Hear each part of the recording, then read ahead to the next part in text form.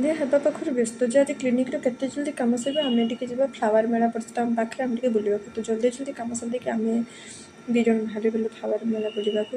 ପୁରା ଏକ୍ସାଇଟେଡ଼୍ ଥିଲୁ ଯେ ସେଠି କ'ଣ କ'ଣ ଗଛ ଅଛି କ'ଣ ନାହିଁ। ତ ଚାଲିଲୁ ଦେଖିଲି ମାନେ ବ୍ୟଗ୍ର ହେଉଥାଏ ଯେ କେତେ ଜଲ୍ଦି ପହଞ୍ଚିବା। ଆମେ ଯାଇ ପହଞ୍ଚିଗଲୁ ବାଲେଶ୍ୱର ପୁଷ୍ପ ପ୍ରଦର୍ଶନୀ ମେଳାରେ, ଯେଉଁଟା ହାଇପର ମାର୍ଟ ପାଖରେ ପଡ଼ିଥିଲା। ଯାଇକି ତ ଚାରିଆଡ଼କୁ ନେଇଯାଇଛି, ଖାଲି ଫୁଲ ହିଁ ଫୁଲ। ଏପଟେ ଖାଲି ମାନେ ତାଙ୍କର ବହୁତ ବଢ଼ିଆ ସବୁ ସେସନ୍ କରିକି ରଖିଥିଲେ। ଫାଷ୍ଟ ଗୋଲାପ, ତାପରେ ସବୁ ଇଣ୍ଟରସିଜନ୍ ଫୁଲ। ମୁଁ ତ ଭାବୁଥିଲି ସେଠି ଫୁଲ ବି ବିକ୍ରି ହେଉଥିବ, କିନ୍ତୁ ନା, ମୋ ଧାରଣା ଭୁଲ ଥିଲା, ସେଠି ଫୁଲ ବିକ୍ରି ହେଉନଥିଲା।